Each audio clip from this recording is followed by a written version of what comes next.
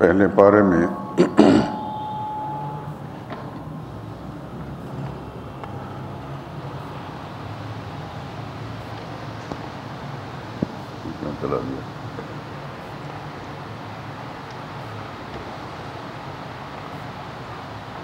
سورہ بقرہ کی آیت نمبر 110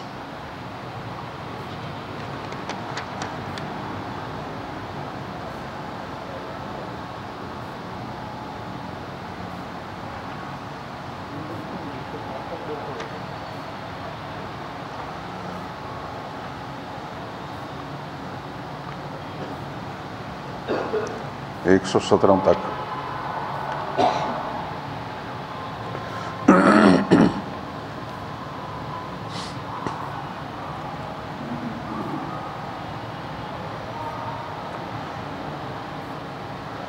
اعوذ باللہ من الشیطان الرجیم بسم اللہ الرحمن الرحیم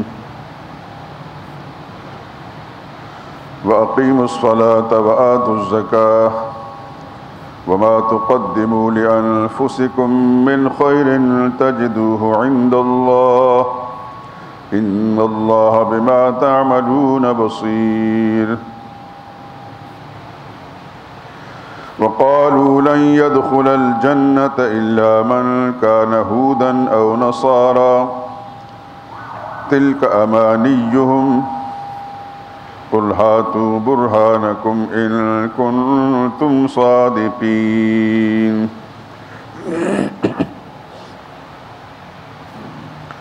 بَلَىٰ مَنْ أَسْلَمَ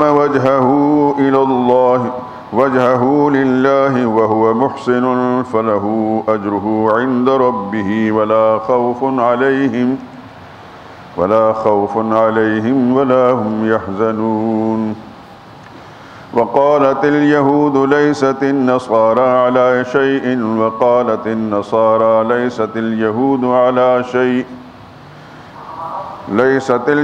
على شيء وهم يتلون الكتاب كذلك قال الذين لا يعلمون مثل قولهم فالله يحكم بينهم يوم القيامة فيما كانوا فيه يختلفون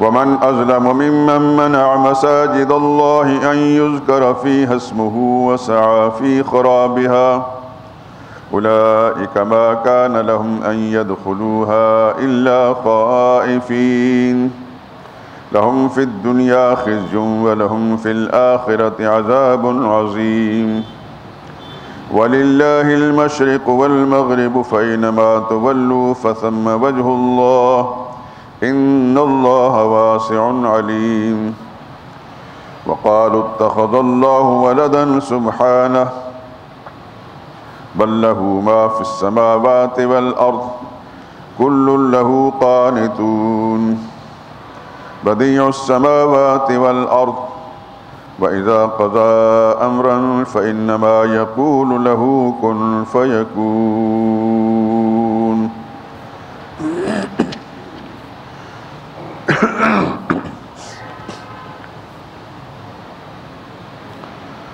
وَأَقِيمُوا الصَّلَاةَ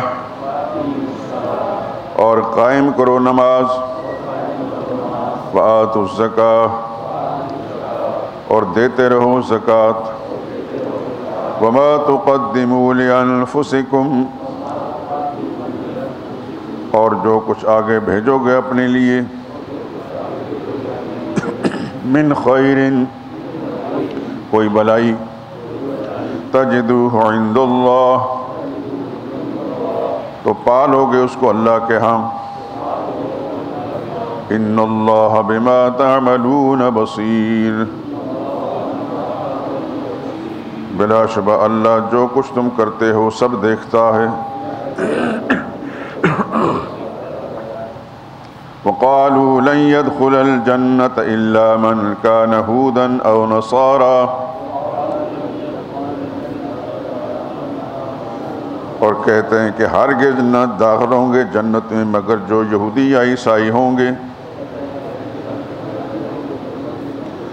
تلک امانیہم یہ ان کی آرزویں ہیں۔ قل ہاتوا برہانکم،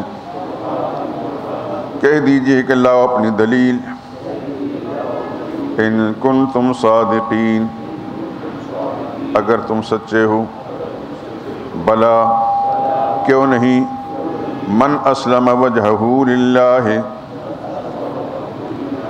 جس نے تابع کر دیا اپنی ذات کو اللہ کے،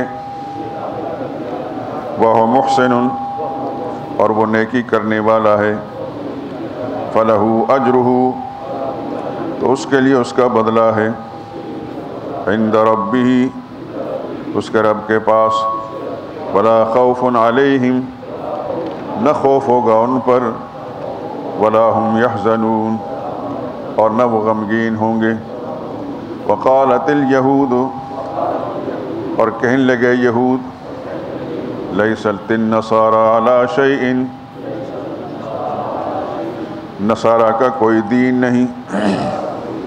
وَقَالَتِ النَّصَارَىٰ، اور کہنے لگے یہ نصارہ، لَيْسَتِ الْيَهُودُ عَلَىٰ شَيْءٍ، یہود کا کوئی دین نہیں۔ وَهُمْ يَتْلُونَ الْكِتَابَ، حالانکہ وہ سب کتاب پڑھتے ہیں۔ كَذَلِكَ قَالَ الَّذِينَ، اسی طرح کہا ان لوگوں نے، لَا يَعْلَمُونَ، جو جاہل ہیں، مثل قولہم، انہی کی سی بات، وَاللَّهُ يَحْكُمُ بَيْنَهُمْ، واللہ فیصلہ کرے گا ان میں، یوم القیامت، قیامت کے دن، فیما کانوا فیہ یختلفون، جس بات میں جھگڑتے تھے۔ ومن اظلم، اور اس سے بڑا ظالم کون، ممن منع مساجد اللہ، جس نے اللہ کی مسجدوں سے منع کیا،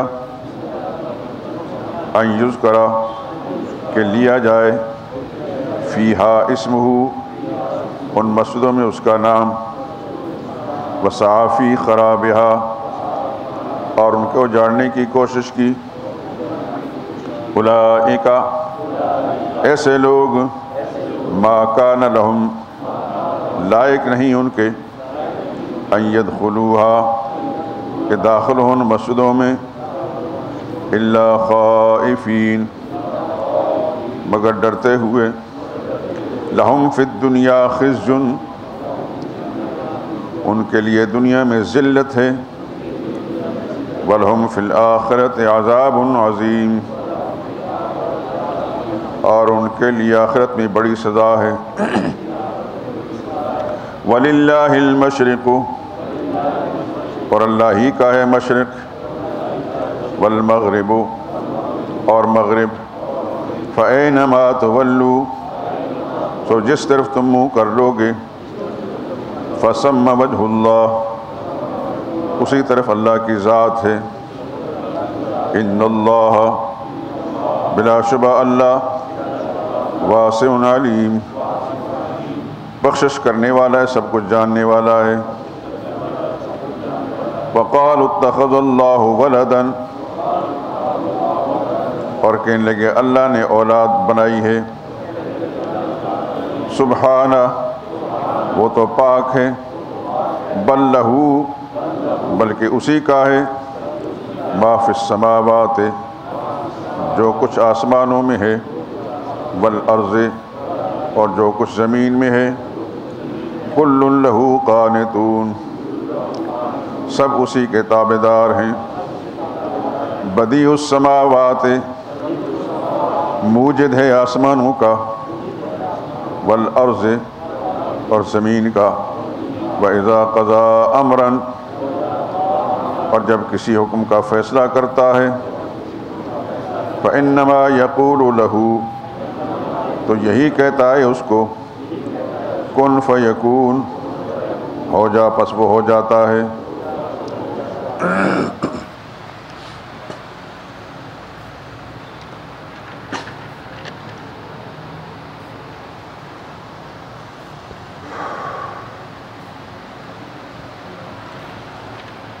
ان آیات کریمہ میں جو پہلی آیت ہے یہ ایک امر مصلح ہے. یہ ایک اصطلاح ہے جو ہمارے شیوخ، ہمارے اساتذہ، خصوصاً حضرت مولانا حسین علی نور اللہ مرقدہ، جو اس صدی کے اندر اس بر صغیر میں بے نظیر مفسر گزرے ہیں اور ان کی کوئی نظیر نہیں ملتی. یہ بات صرف مبالغہ آرائی یا جذباتیت پر نہیں، یہ حقیقت ہے.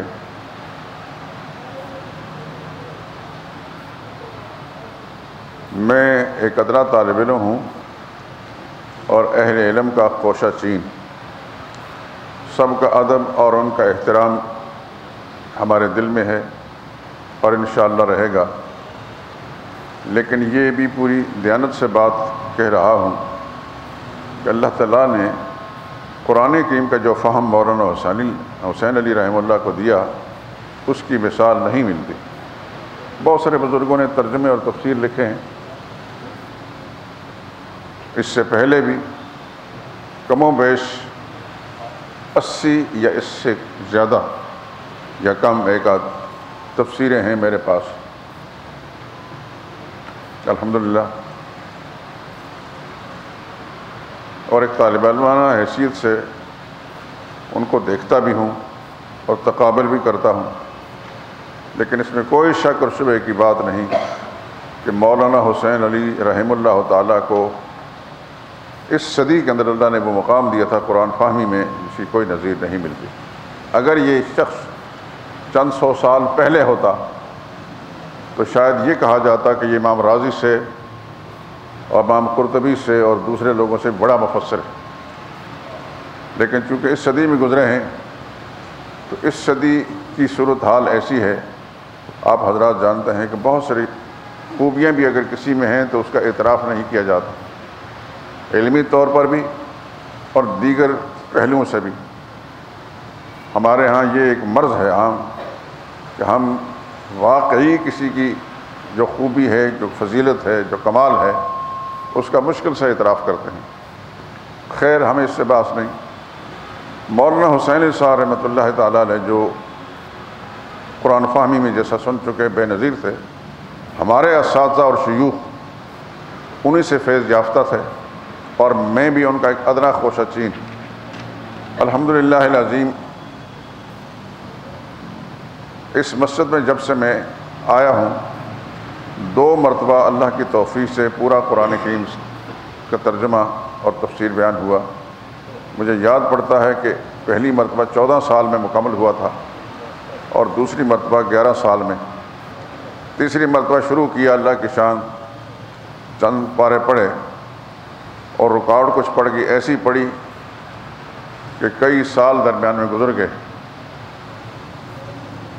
مجھے یاد ہے کہ ہم نے سورہ بقرہ پڑھی تھی اور سورہ بقرہ مکمل کرنے کے بعد کوئی نہ کوئی عارضہ بن گیا یا کچھ چھٹی ہو گئی، وہ اتنی لمبی ہو گئی کہ 6-7 سال گزر گئے.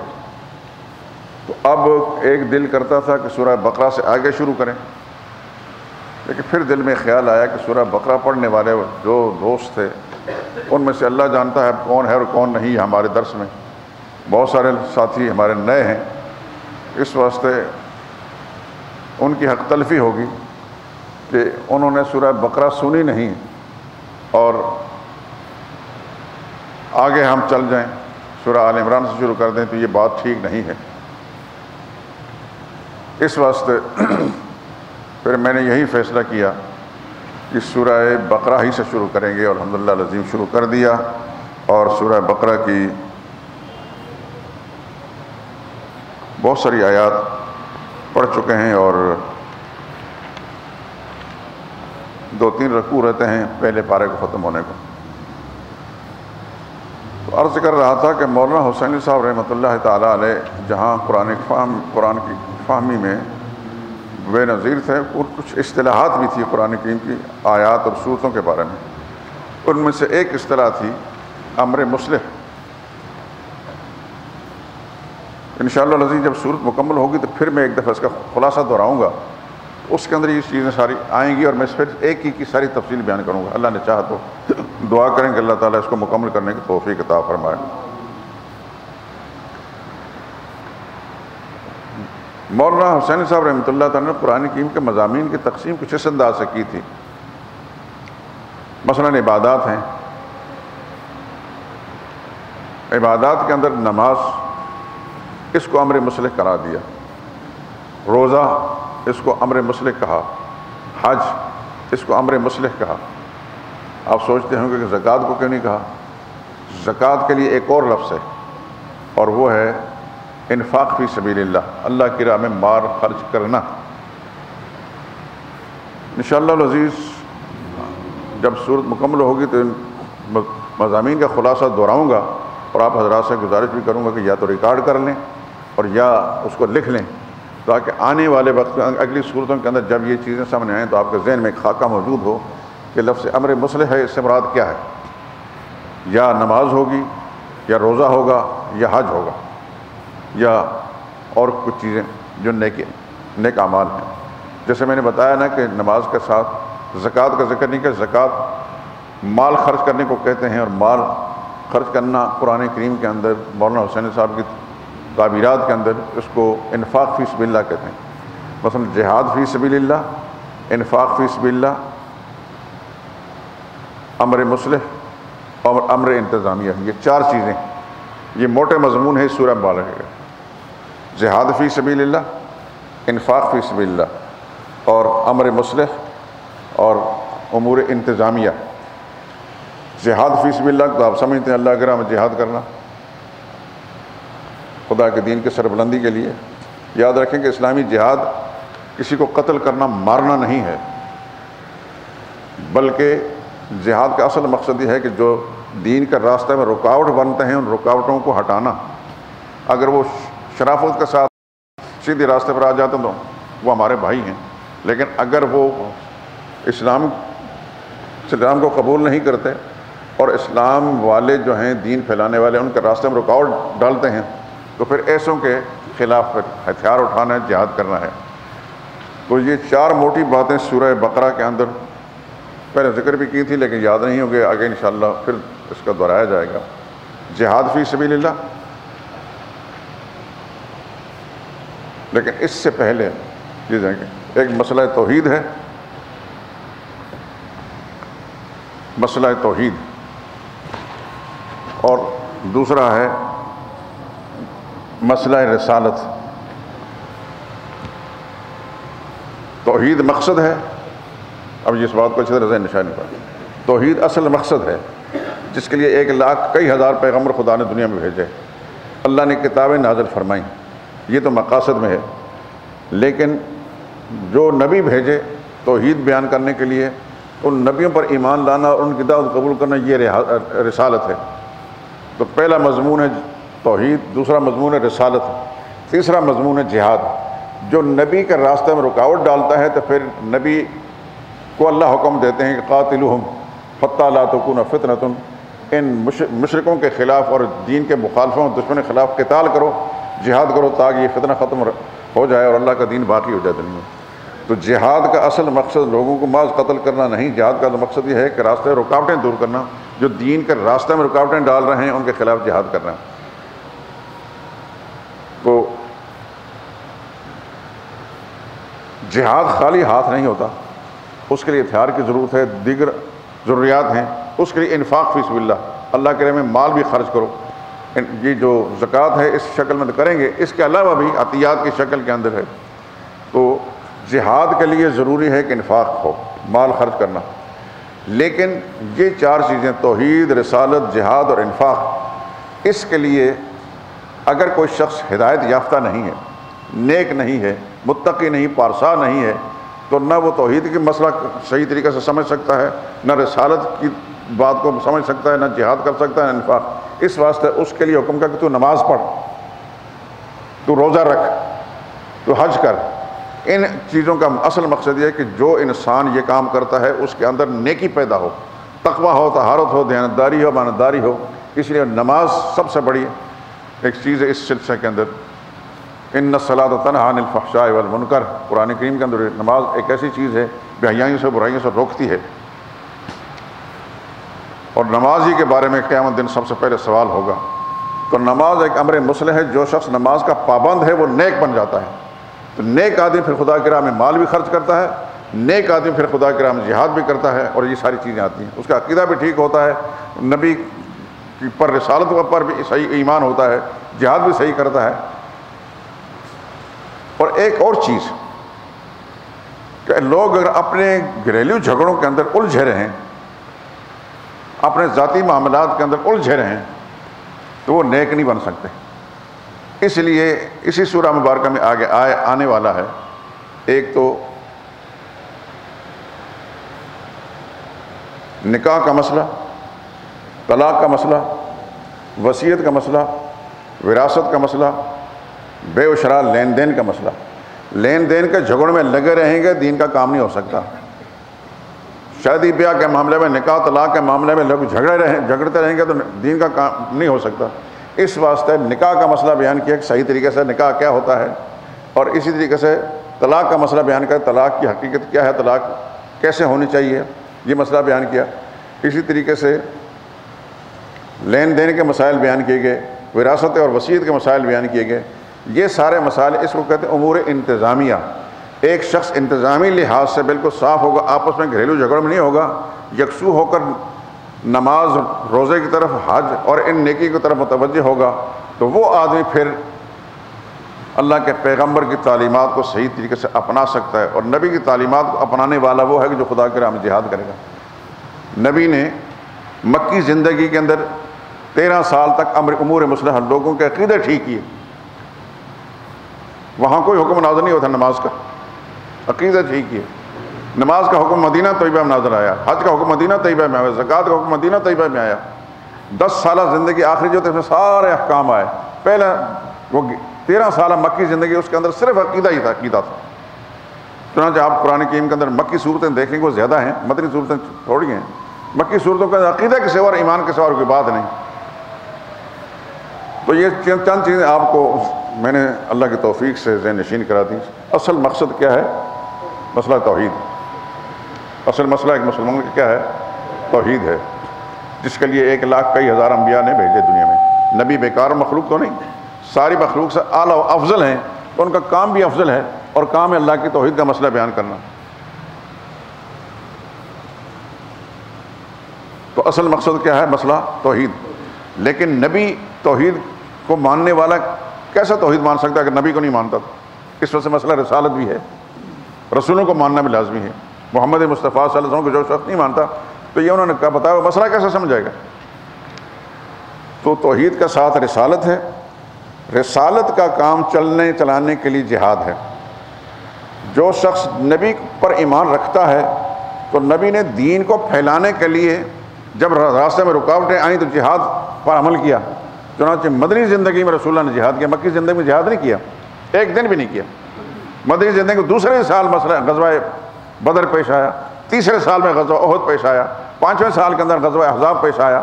اسی طریقے سے غزوات پیش آتے رہے یکے بعد دیگرے۔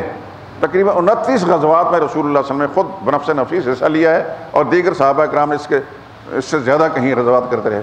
ان غزوات کا مقصد کیا ہے؟ میں سمجھا چکا آپ کو، خدا کے دین کے راستے کی رکاوٹیں دور کر دی جائیں اور خدا کا دین دنیا میں پھیلے۔ چنانچہ اسی جہاد کی برکت سے پھر دین کہاں سے کہاں پھیلا؟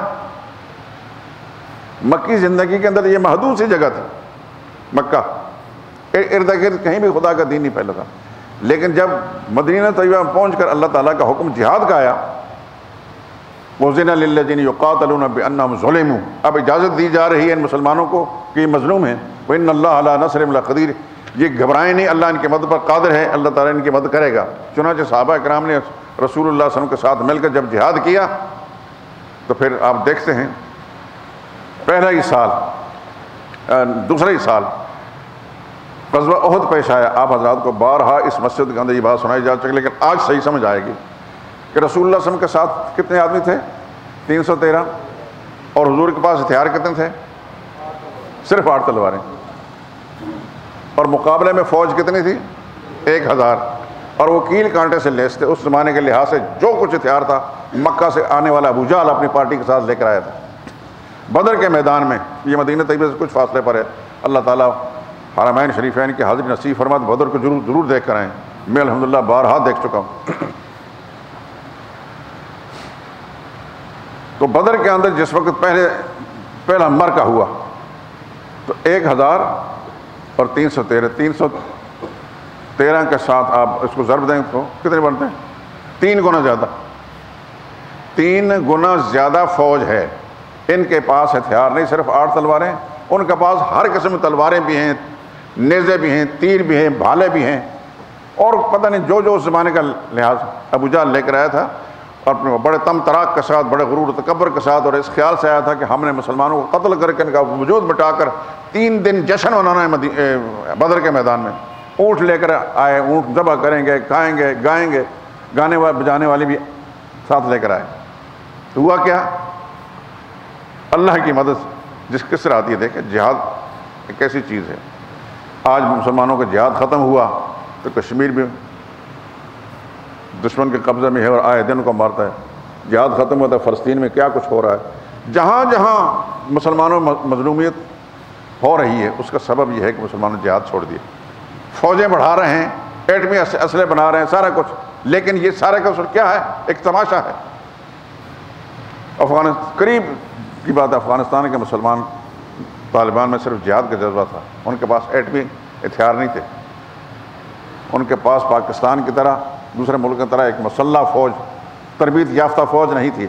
یہ سادہ لوگ طالبان، ان کو طالبان کے مدرسوں میں طالب علم تھے لیکن دین کو سمجھتے تھے. انہوں نے خدا کی مدد سے کام کیا. ان کو مٹانے کے لیے پہلے روس آیا، روس کے ٹکڑے ٹکڑے ہو گئے. پھر ان کو مٹانے کے لیے امریکہ 44 ملکوں سمیت آیا. امریکہ کو ذلیل خوار کر کے وہاں سے نکالا. آج وہ جسے کہتے ہیں اپنے شرمندگی کے آنسو بہا رہا ہے. اور پھر کیا ہوا؟ اس جہاد کی برکت سے افغانستان کے اندر مسلمانوں نے حکومت قائم کی کہ نہیں کی؟ آپ کا پاکستان سارے زرعی ملک بھی ہے، سارا کچھ ہوگا، جہاں تجارت بھی، فیکٹریاں بھی، سارا کچھ ہونے کے بعد ذلیل خوار ہو رہی یہاں کے عوام. اور وہاں آپ کو اخبارات سے پتہ چلتا ہوگا نہ انہوں نے کوئی ٹیکس لگایا نہ کچھ لگایا، اور لوگ خوشحالی کی زندگی گزار رہے ہیں. یہ ہے خدا کے دین کی برکات. خیر، تو جہاد کے نتیجے میں پھر کیا ہوا؟ چند گھنٹوں کے بعد مسلمان صرف کتنے شہید ہیں؟ 14 مسلمان. 14 مسلمان شہید ہیں. ان کی اسماء گرامی لکھے ہوئے ہیں، مسجد عریش کے پاس بھی لکھے ہیں، اور پیچھے تھوڑا سا چلیں تو ایک دیوار پر بھی لکھے ہوئے ہیں. ان صحابہ کرام کے نام لکھے ہوئے ہیں. اور مشرکین میں کتنے مقتول، کتنے مارے گئے؟ 70 کافروں کو مسلمانوں نے جہنم رسید کر دیا، اور 70 کو مسلمانوں نے گرفتار بھی کر لیا. ان مرنے والوں میں ابو جہل بھی تھا جو سب سے بڑا کفر کا سرگرم تھا. اس کی گردن کاٹی گئی، رسول اللہ صلی اللہ علیہ وسلم کے سامنے لا کے پھینکی گئی، اور اللہ کے پیغمبر نے سجدہ شکر ادا کیا کہ یہ اس امت کا فرعون تھا. جس طرح اس زمانے موسیٰ علیہ السلام کے زمانے میں فرعون تھا، وہ بڑا مغرور متکبر تھا. اس کو تو خدا نے بحیرہ قلزم میں غرق کیا. آج بھی اس کی لاش جو عبرت کے جسم موجود ہے، لیکن اس سے بڑا مغرور متکبر تھا ابو جہل، اور اس کی گردن کاٹی گئی. تو اللہ نے مسلمان کو فتح دی کہ نہیں دی؟ میری بات سمجھ آ رہی ہے؟ کس چیز سے آئی؟ جہاد کی برکت سے. مسلمان نہتے ہیں، بے سر و سامان ہیں، 1/3 ہیں، اور دشمن 2/3 سے بھی زیادہ ہے، اور ہر طرح کے اسلحے سے لیس. مسلمان صرف 14 مسلمان شہید ہوئے ہیں، اور ابو جہل کی پارٹی 70 کافر جہنم رسید ہوئے، اور 70 کو مسلمانوں نے گرفتار بھی کیا. یہ ایک ایسی سچائی ہے دنیا میں، جس طرح سورج نکلے تو اس کا انکار نہیں کیا جا سکتا. اس حقیقت کا انکار نہیں. آج بھی یورپ کے اندر، مغربی دنیا میں اس پر ریسرچ ہوئی ہے. 1400 سال پہلے کا واقعہ ہے. ریسرچ کر رہے ہیں کہ مسلمانوں کے پاس کیا چیز تھی جس کی وجہ سے اپنے سے 3 گنا بڑی فوج اور اسلحے سے لیس اس کو ذلیل و خوار کر دیا، قتل بھی کر دیا، گرفتار بھی کر دیا. کیا ہے؟ آج تک ان کی ریسرچ مکمل نہیں ہوئی. کہ اسلام اور روحانیت کو وہ مانتے نہیں، اور جہاد کے نام سے وہ گھبراتے ہیں، لیکن بالآخر ماننا ہی پڑے گا. ماننا پڑے گا کہ یہ جہاد کی برکت سے محمد مصطفیٰ صلی اللہ علیہ وسلم اور ان کے ساتھیوں کو اللہ پاک نے فتح سے ہمکنار کیا. پھر چلتے چلتے اللہ اکبر 29 غزوات تو خود پیغمبر شریک 29 ایک کم 30 اور باقی صحابہ کرام جو جن غزوات جاتے رہے وہ سینکڑوں کی تعداد کے اندر ہیں. پھر دین دنیا میں پھیلا کہ نہیں؟ اللہ اکبر. مدینہ طیبہ میں تو رسول اللہ صلی اللہ علیہ وسلم ایک مظلومیت کی حالت میں گئے تھے. کوئی ہتھیار نہیں تھے, کوئی ساتھی نہیں, کچھ چند افراد مدینہ طیبہ کے انصار تھے جو ایمان لائے تھے. مکہ کے لوگ ابھی تک کافر تھے. چند افراد ابو بکر صدیق جیسے یا دیگر صحابہ کرام صاحب وہ رسول اللہ صلی اللہ علیہ وسلم کے ساتھ آگے پیچھے گئے. اس سے پہلے حبشہ کی ہجرت کی تھی. وہ ایک لمبی کہانی میں نے لکھی بھی ہے. حبشہ کی حضرت ام سلمہ رضی اللہ تعالیٰ عنہ تذکرے کے اندر لکھا ہے. انہوں نے خود بیان کیا کہ حبشہ میں ہم گئے تھے, کیا کیا ہمارے ساتھ ہوتا رہا.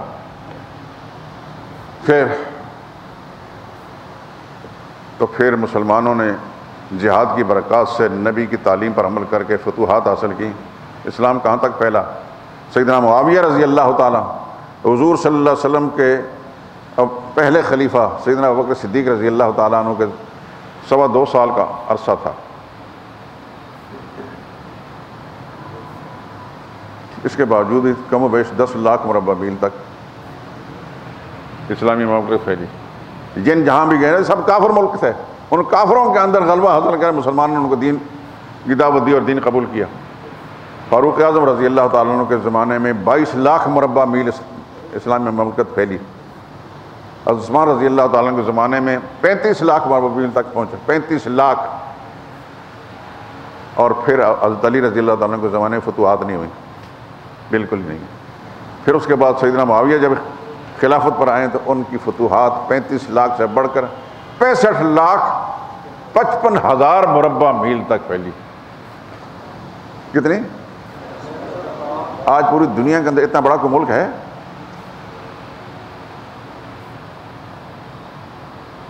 پاکستان ایک ایٹمی ملک ہے, نام نہاد مسلمان ملک. ہر ایک کے پاس ہتھیار ہوں گے, سارا کچھ ہوگا, لیکن ان کی مملکتوں کا رقبہ اتنا بڑا ہے جو فاروق سیدنا معاویہ رضی اللہ تعالیٰ کے زمانے میں تھا. وہ کیوں تھا یہ بات میں سمجھانا چاہتا ہوں. وہ جہاد کی برکت سے تھا. جہاد جہاد جہاد. قرآن کریم کے اندر اللہ پاک نے اس جہاد کے مسئلے کو بڑے خوبصورت انداز سے اسلوب بدل بدل کر بیان فرمایا. وَقَاتِلُهُمْ فِي سَبِيلِ اللَّهِ وَقَاتِلُهُمْ حَتَّى لَا تَكُونَ فِتْنَةٌ. قتال کرو ان دشمنوں کے خلاف جب تک کفر کا فتنہ باقی نہ رہے. وَيَكُونَ الدِّينُ لِلَّهِ. اور خدا کا دین دنیا میں غالب آ جائے. یہ اللہ کا اعلان ہے, یہ کسی مولوی کی بات نہیں. اللہ کا اعلان ہے اسے قرآن کریم کے اندر. یہ اللہ کا کلام ہے. کہ اللہ پسند کرتے بلا وجہ لوگوں کو مارتے رہیں, یہ بات نہیں. حَتَّى لَا تَكُونَ فِتْنَةٌ کا مطلب یہ ہے کہ کوئی رکاوٹ ڈالنے والا نہ ہو. وہ سیدھا راست پر آ جائے, اسلام کو قبول کر لے, ہمارا بھائی ہے. نہیں تو اس کو کہا جائے گا کہ اسلام بھی نہیں قبول کرتا, نہ قبول کر, لیکن ہمارا راستہ نہ روک. پھر بھی وہ اسلام بھی نہیں قبول کرتا, راستہ بھی نہیں روکتا, پھر اس کی گردن کاٹنی, اس کو مارنا. یہ ہے اصل جہاد کی حقیقت. جہاد کسی نہتے اور بے سر و سامان یا جو آدمی کوئی رکاوٹ نہیں ڈالتا اس کے خلاف نہیں. جہاد کا اصل مقصد ہے جد و جہد کرنا خدا کے دین کی سربلندی کے لیے. کسی کو قتل کرنا جہاد نہیں, یہ تو ضمنی ایک چیز ہے. جب جہاد کے لیے مسلمان چلیں گے, سب سے پہلے جہاد کرنے والوں کا اصل مقصد ہے, حضور نے فرمایا کہ اس کو اسلام کی دعوت دو. قبول کر لیں تمہارے بھائی ہیں. کئی لوگوں نے قبول کیا.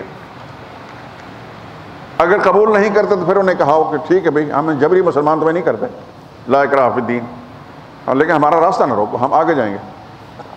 اگر کسی نے راستہ نہیں روکا اس کو کچھ نہیں چھوڑا مسلمانوں نے. اگر کسی نے راستہ روکا تو پھر حکم کہ پھر راستہ روکنے والوں کو صف ہستی سے مٹا دو. مٹایا مسلمانوں نے, راستے آزاد ہوتے گئے. آپ اگر یہ جہاد کے سارے مسائل کو, ساری چیزوں کو پڑھ لیں, سن لیں, خدا کی قسم انسان سمجھتا ہے یار میں تو گزار رہا ہوں, بالکل بیکار زندگی گزار رہا ہوں, مجھے کیا کرنا چاہیے. بہرحال جی میں نے صرف سورہ بقرہ کے مضامین کے خلاصے کی طرف اشارہ کیا. کہ خلاصے کے جو مرکزی مضمون کتنے ہیں؟ جہاد, اس سے پہلے اللہ کی توحید, اس کے بعد رسالت، پھر جہاد، پھر انفاق یعنی مال خرچ کرنا. یہ کتنے ہو گئے؟ 4. 2 چیزیں اور ہیں، امر مصلح یعنی نماز روزے کا حکم، اور دوسری چیز ہے امور انتظامیہ، اپنے اندرونی اور گھریلو اور خاندانی معاملات کو ٹھیک ٹھاک کرو، لڑائی جھگڑوں میں نہ رہو. تم سے دین کا کام نہیں ہو سکے گا. جو گھریلو جھگڑوں کے اندر رہے گا وہ خدا کے دین کا کیا کام کرے گا؟ وہ تو نماز نہیں پڑھ سکتا. تو یہ موٹے موٹے مرکزی 6 مضمون اس سورہ مبارکہ کے اندر ہیں، آئیں گے انشاءاللہ عزیز. اور سورہ مبارکہ جب ختم ہوگی تو میں تفصیل بیان کروں گا. اس وقت جو پڑھ رہا ہوں اقیم الصلاۃ، نماز قائم رکھو. نماز کن امور میں سے؟ امور مصلحہ میں سے، انسان کی اصلاح کرنے والا. جو شخص نماز کا پابند ہے وہ نیک ہوگا، وہ شرارتی نہیں ہوگا، وہ مفسد نہیں ہوگا، وہ بےایمان نہیں ہوگا، وہ خائن نہیں ہوگا، بددیانت نہیں ہوگا، لڑائی جھگڑے کرنے والا نہیں ہوگا. نمازی پکا ہے تو وہ کسی غیبت بھی نہیں کرے گا. نماز میں اللہ تعالیٰ نے یہ اس لیے اللہ نے اعلان کیا تنہا عن الفحشاء والمنکر، بیاہیوں سے برائیوں سے روکتی ہے. پکا نمازی جو ہے اس کے اندر یہ خوبیاں ہوں گی. ہر انسان اپنے حالات کا جائزہ لے سکتا ہے کہ میں پکا نمازی ہوں یا صرف ایک نمونہ ہی اختیار کیا ہوا ہے، اٹھک بیٹھک کرتا ہوں. پکا نمازی خدا ہم سب کو بنا دے، تمہارے اندر وہ اصلاح والی شکل پیدا ہو جائے گی. نماز قائم کرو، وہ آتو زکات، زکات ادا کرو. وما تقدموا لی، اور جو کچھ بھیجو گے آگے لانفسکم، اپنے آپ کے لیے، تجدوہ عند اللہ، تو پھر اللہ کے ہاں اس کو پالو گے. یعنی جو نیک اعمال تم نے کیے ہوں گے اللہ ان کو ضائع نہیں کرتا. اگر کسی نے خدا کی راہ میں ایک دمڑی دی ہے نا جی، وہ ضائع نہیں جائے گی. اس کو چاہے یاد ہو یا نہ ہو، اللہ کے ریکارڈ میں، اللہ کے قانون میں لکھی گئی. کل خدا کا سامنے جب پیش ہوگا تو ایک ایک چیز اس کے سامنے آئے گی. جمعے کے بیانات کے اندر مختلف اسلوب سے میں نے ان مسئلے کو بیان کیا ہے. محشر کے میدان کا ایک آدمی جو ہے لایا جائے گا ساری دنیا کے سامنے، اور اس کے اعمال نامے پھیلائے جائیں گے. اس نے جو زندگی بھر کی ہوں گے ان اعمال نامے اتنے گناہ ہوں گے کہ جس حد نگاہ تک اس زمانے میں جو بھی ریکارڈ لکھنے کے لیے کوئی چیز اللہ کے علم میں ہوگی، یہ دنیا کا کاغذ ہوگا یا اللہ تعالیٰ کسی اور ذریعے سے اس کو ریکارڈ کریں گے. حدیث کے الفاظ ہیں کہ 99 دفتر ہوں گے، 1 کم 100، 99 دفتر ہوں گے اس کی بدعمالیوں کے، جس میں گناہ ہی گناہ لکھے ہوں گے.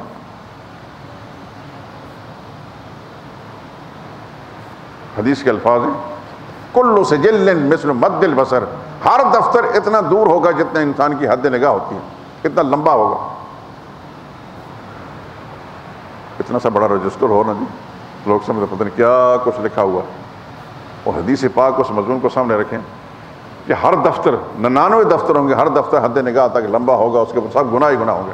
اللہ پوچھیں کہ آتونی کرو من ھذا شیئا، بندے تو ان گناہوں سے انکار کر سکتا ہے؟ یہ تیرے ذمہ لگائے گئے ہیں. تو کہے گا لا یا رب، میرے اللہ، میرے پروردگار، میں انکار نہیں کر سکتا، یہ سب میرے ہی گناہ ہیں. تو پھر اللہ پوچھیں کہ کیا ملائکہ کرام نے کوئی ایسی چیز جو کوئی گناہ تم نے نہ کیا ہو تمہارے ذمہ لگا دیا ہو؟ وہ کہیں لا یا رب، نہیں ہے یا اللہ، یہ سب ہمارے گناہ ہیں. فرشتے بھی انتظار کریں گے کہ ابھی اس کو جہنم میں ڈالنا ہے، نیکی تو ہے کوئی نہیں. تو وہ بھی یقین کر لے گا وہ انسان کہ سوا دوزخ کی اور میرا کوئی انجام نہیں. جب یہ تیاریاں ہو رہی ہوں گی تو اللہ فرمائیں گے ٹھہرو، ان لک عندنا حسنہ، تیری ایک نیکی ایسی جو تجھے یاد نہیں، جو میرے پاس ہے. فرشتوں کو نہیں پتہ چلا، اس لیے کہ فرشتے ظاہری اعمال لکھتے ہیں، اندر کی کیفیت تو نہیں لکھتے. اور وہ ہوگا انسان کا ایمان اور عقیدہ توحید، جس کے لیے سارا کچھ کیا ہے. فتخرج بطاقۃ، ایک پرزہ نکالا جائے گا، ایک کارڈ جس پر شناختی کارڈ ہوتا ہے، کارڈ نکالا جائے گا، فیہا اشہد اللہ الہ الا اللہ، اس کارڈ میں لکھا ہوگا میں گواہی دیتا ہوں کہ اللہ کے سوا کوئی اور الہ نہیں، واشہد ان محمد رسول اللہ، گواہی دیتا ہوں کہ محمد مصطفیٰ صلی اللہ علیہ رسول. بس یہ کچھ ہوگا. اللہ فرمائیں گے کہ اعمال تولے جائیں، میزان عمل قائم کی جائے، ترازو اعمال تولنے والا قائم کیا جائے. وہ بندہ کہ یا اللہ کہاں وہ 99 دفتر بتا میں نے، کہاں یہ چھوٹا سا پرزہ؟ وہ بندہ کہے گا. اللہ فرمائیں گے میرے ہاں انصاف ہے، ظلم نہیں. تولو. چنانچہ ایک پرڑے کے اندر 99 دفتر بدعمالیوں کے رکھے جائیں گے، دوسرے میں یہ پرزہ رکھا جائے گا، یہ کارڈ رکھا جائے گا، اس کارڈ پر کیا لکھا ہے؟ عقیدہ توحید، عقیدہ توحید۔ لفظ توحید جب بولتے ہیں تو رسالت ساتھ ہی آ جاتا ہے، یہ دونوں لازم ملزوم ہیں۔ لا الہ الا اللہ محمد رسول اللہ، یہ عقیدہ توحید اور رسالت اکٹھا ہے۔ وہ جب پرڑے میں رکھا جائے گا اور فرشتوں کو حکم ہوگا اٹھاؤ اس کو، جب وہ اٹھائیں گے 99 دفتر بدعمالیوں والا پرڑا اوپر کو اٹھے گا اور عقیدہ توحید والا پرڑا نیچے کو جھکے گا۔ کون سی نیکی اس کی وزنی نکلی؟ عقیدہ توحید۔ اور وہ اتنی زیادہ برائیاں جو ہیں وہ عقیدہ توحید کے مقابلے میں ہیچ بن گئی۔ اللہ کے نبی نے فرمایا فلا یثقل ما اسم اللہ شیء، لوگوں سن لو اچھی طرح، خدا کے نام میں وہ وزن ہے، عقیدہ توحید کا وہ وزن ہے، دنیا میں کسی چیز کا وزن نہیں ہے۔ یہ حدیث میں موجود ہے، میں بارہا سنا چکا ہوں، آپ حضرات بھی گواہی دیں گے انشاءاللہ، اس مسجد در و دیوار سارے گواہی دیں گے میرے حق میں کہ میں نے یہ مسئلہ سنایا ہے۔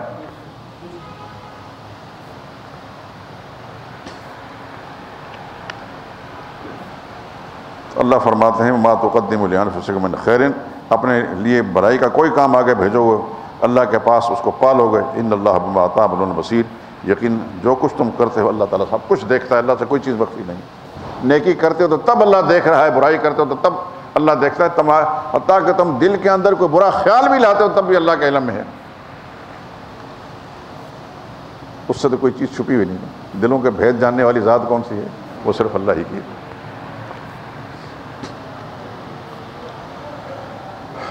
اب اس کے بعد 5 باتیں ہیں، اس کو ہم مولانا حسین صاحب رحمۃ اللہ تعالیٰ کی زبان میں شکوہ کہیں گے، شکوہ۔ پہلا، دوسرا، تیسرا، چوتھا، 5 مختلف آیات کے اندر 5 شکوے ہیں، یعنی اللہ تعالیٰ انسان کی بدعمالیاں جب سامنے آتی ہیں تو اللہ تعالیٰ روکتے تو ہیں اس کو، نبی کے ذریعے بھی روکتے ہیں، اپنے کلام کے ذریعے سے، لیکن جب نہیں روکتا تو پھر اللہ کی طرف سے اس پر ایک شکایت ہوتی ہے کہ میں نے اس کے ساتھ اس کے بھلائی کے لیے کیا کیا ہے، اپنے نبی بھیج کر، کتاب بھیج کر، اپنی رحمتیں، اپنی نعمتیں دے کر، اور یہ کیا کر رہا ہے، اس کو شکوہ کہتے ہیں۔ لفظ قالو کے ساتھ، قالا یقولو، قالو کے ساتھ اس کی علامت یہ ہے وقالوا لن يدخل الجنت الا من كان هودا او نصارى، یہ شکوہ ہے۔ یہودی کہنے لگے جنت میں ہم جائیں گے، عیسائی کہنے لگے جنت میں ہم جائیں گے، ہر ایک ٹھیکیدار بن گیا، تو کہنے لگے لن يدخل، ہرگز نہ جائیں گے جنت میں الا من كان هودا، وہ جو یہودی ہوں گے اور نصارى یا عیسائی ہوں گے۔ اس کا مطلب یہ ہے کہ یہودی کہنے لگے ہم جائیں گے، دوسرے کہنے لگے ہم جائیں گے۔ اللہ فرماتے ہیں تلک امانیہم، یہ ان کی آرزویں ہیں، خام خیالیاں ہیں۔ قل ہاتوا برہانکم، اللہ فرماتے ہیں میرے پیغمبر ان سے پوچھو، یہودیوں سے پوچھو تم جنت میں جا کے تمہارے پاس کیا دلیل ہے، عیسائیوں سے پوچھو تم جنت ہے تمہارے پاس کیا دلیل ہے، ہاتوا برہانکم، لاؤ اپنی کوئی سند، کوئی دلیل، ان کنتم صادقین، تم سچے ہو۔ اللہ فرماتے ہیں بلا، ہاں جنت میں جائے گا، لیکن من اسلم، وہ جائے گا جس نے تابع کر دیا اپنے آپ کو خدا کے،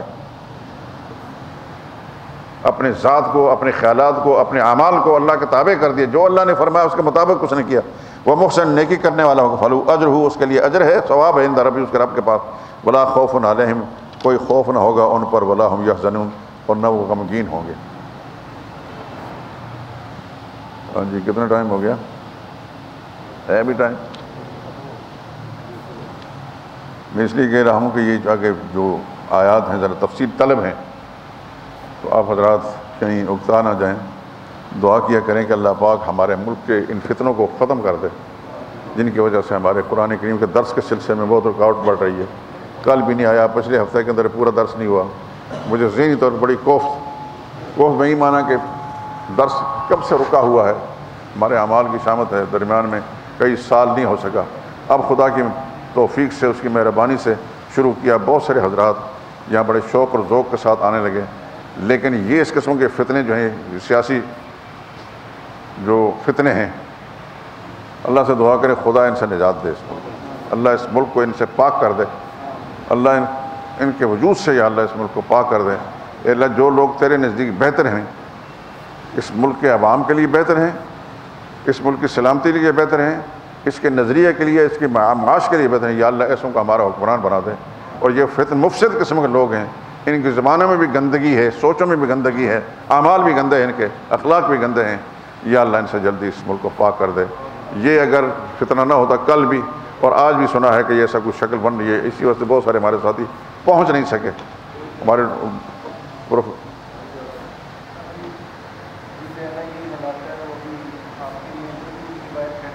کون؟ ہم کسی کو انٹرویو نہیں دیتے، بالکل ہمارا انٹرویو یہ بیان ہو گیا۔ میں تو کہتا ہوں خدا تعالیٰ ان فتنوں سے نجات دے، بس یہ میرا انٹرویو ہے۔ اللہ ان فتنوں سے نجات دے۔ میں کسی کا نام نہیں لیتا، عقل مند کے لیے اشارہ کافی ہوتا ہے۔ اللہ ان فتنوں سے نجات دے۔ ہم نے 50 سال مجھے نصف صدی اس مسجد میں ہو چکا، سارے دور دیکھے، لیکن ایسے فتنے نہیں دیکھے جو اب ہم نے چند سال سے دیکھے۔ خدا کی قسم ایسی پریشانی کبھی بھی نہیں آئی۔ اور دین کے راستے میں رکاوٹیں، لوگوں کی معیشت کا معاملہ کیا کچھ ہوگا آپ زیادہ بہتر جانتے ہیں۔ آپ فیملیاں چلاتے ہیں، گھروں کے نظام چلاتے ہیں، کتنی آپ کو پریشانیاں ہیں، کتنی رکاوٹیں ہیں۔ میں بھی انہی میں شامل ہوں۔ میں تو صرف تنہائیوں کے اندر بیٹھ کے خدا سے دعا کرتا ہوں، یا اللہ رزق حلال کے کوئی راستے کھول دے، حرام سے یا اللہ ہمیشہ کے لیے محفوظ فرما۔ یا اللہ ہماری ان پریشانیوں کو ختم فرما، جو لوگ پریشانیوں کا سبب بن رہے ہیں یا اللہ ان سے بھی نجات عطا فرما۔ الحمدللہ رب العالمین، اللہم صلی علی محمد وعلی آل محمد بارک وسلم۔ اے اللہ ہمارا یہ بیٹھنا بھی بیان کرنا سننا قبول فرما۔ اے اللہ قرآن کریم کا صحیح فہم نصیب فرما۔ اے اللہ قرآن کا صحیح فہم نصیب فرما۔ اے اللہ جیسے تو نے اپنی کتاب مقدس کو اتارا، جیسے محمد مصطفیٰ صلی اللہ علیہ وسلم امت تک پیش کیا، یا اللہ اس کا ہمیں فہم نصیب فرما، اس پر عمل توفیق نصیب فرما، اور اس پیغام کو عام کرنے کی توفیق عطا فرما۔ جتنے ہمارے ساتھی یہاں موجود ہیں یا اللہ سب کی دلی تمنائیں آرزویں پوری فرما، سب کی مشکلیں آسان فرما دے۔ جو حضرات یہاں نہیں آئے، کس وجہ سے نہیں آئے، بیمار ہیں یا کوئی سبب ہے، یا اللہ اپنی رحمت کے ساتھ ان کی مشکلیں آسان فرما دے۔ جو لوگ دعاؤں کے لیے کہتے تھے پہنچ نہیں سکے، کہہ نہیں سکے، یا اللہ تو ان کے حالات کو بھی، حاجات کو بھی جانتا ہے، یا اللہ ان کی مشکلیں آسان کر دے۔ ہمارے ساتھیوں میں، ان کے گھروں میں، ان کے متعلقین میں کوئی بیمار ہے، کوئی پریشان ہے، معاشی تنگ دستی مبتلا ہے، کاروباری پریشانی میں ہے، دیگر معاملات یا جھگڑوں کے اندر مبتلا، یا اللہ جو پریشانی اس کے سب کی دور فرما دے۔ اے اللہ سب کے لیے آسانی اور سہولتیں پیدا فرما۔ ربنا تقبل منا انک انت السمیع العلیم۔